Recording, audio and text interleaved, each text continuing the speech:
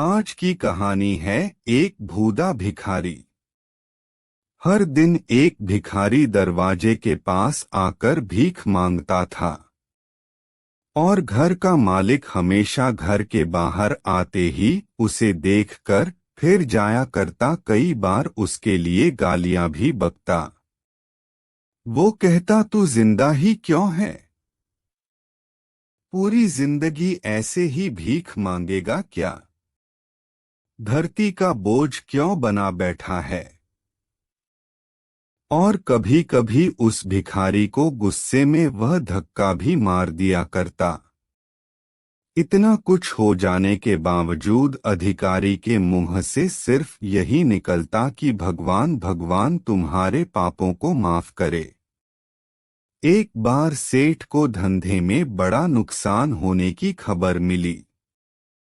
सेठ बहुत परेशान था कि तभी उसके दरवाजे पर वही भिखारी आया।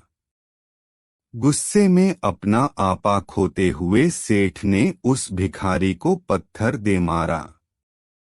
पत्थर लगने के कारण भिखारी का सर फूट गया और उसके सर से खून बहने लगा।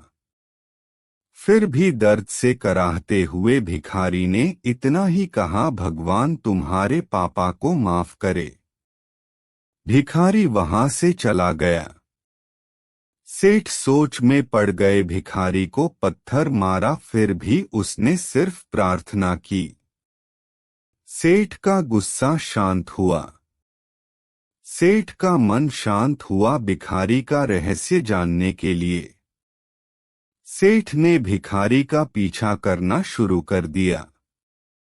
भिखारी जहां जहां जाता सेठ उसके पीछे जाता। सेठ ने देखा कि कोई उसको खाना देता, कोई उसको मारता, कोई अपमानित करता तो कोई गाली देता। लोग भिखारी के साथ चाहे जैसा व्यवहार करते, लेकिन भिखारी सबके लिए एक ही प्रार्थना करता, भगवान तुम्हारे पाप माफ करें। अब रात होने को आई थी। भिखारी अपने घर जाने के लिए लौटा। वो अपने घर पहुंच गया, लेकिन सेठ अब भी उसका पीछा कर ही रहा था। एक पुरानी टूटी हुई खटिया पर एक बूढ़ी औरत लेटी हुई थी। काफी कमजोर और बीमार लग रही थी। वह भिखारी की पत्नी थी। अपने पति को वापस आता देख वह खाट से उठ खड़ी हुई।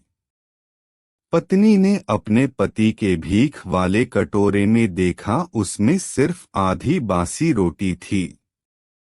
उसे देखकर वह बोली, आज बस इतना ही मिला। और हाँ, आपके सिर से खून निकल रहा है, ये चोट कैसे लगी? बूढ़ा भिखारी बोला, आज बस इतना ही मिला, किसी ने कुछ दिया ही नहीं। सबने गालियां दी और एक ने पत्थर भी मारा, इसीलिए मेरा सर फट गया।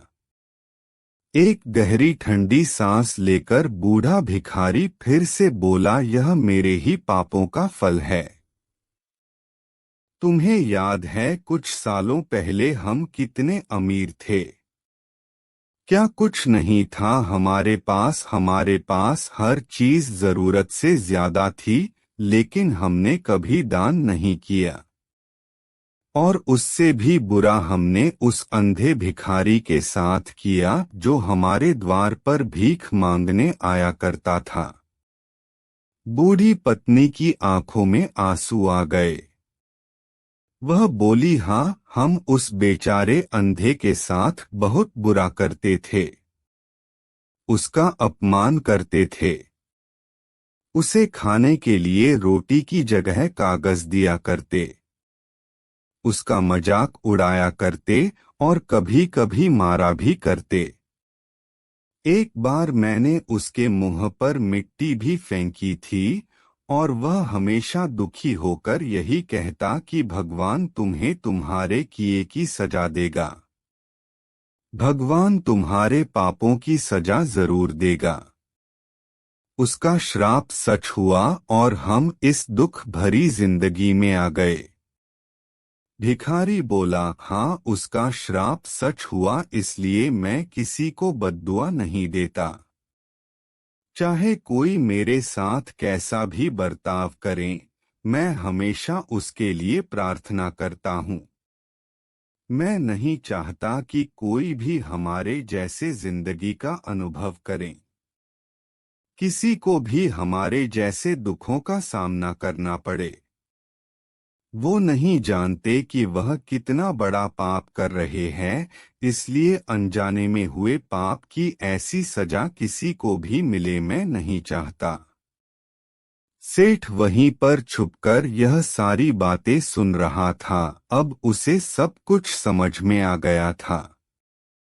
भिखारी और उसकी पत्नी ने वह आधी रोटी मिल बांट कर खाएं और भगवान को धन्यवाद बोलकर सो गए। अगले दिन भिखारी फिर से भीख मांगने गया। सेठ के घर के पास जाते हैं।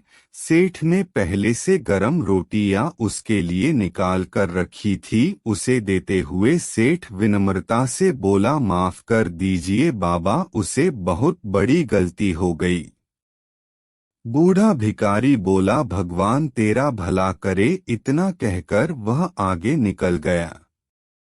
इस कहानी से जो सीख लेने लायक है वह बड़ी ही सिंपल है कि आदमी चाहे किसी के बारे में बुरा कहे या भला करे, लेकिन भगवान सिर्फ कर्म के हिसाब से उसको फल देता है। क्या हुआ अगर भगवान नहीं दिखता है, लेकिन यह बात बिल्कुल सच है, उसके खाते में सबका हिसाब बहुत पक्का होता है।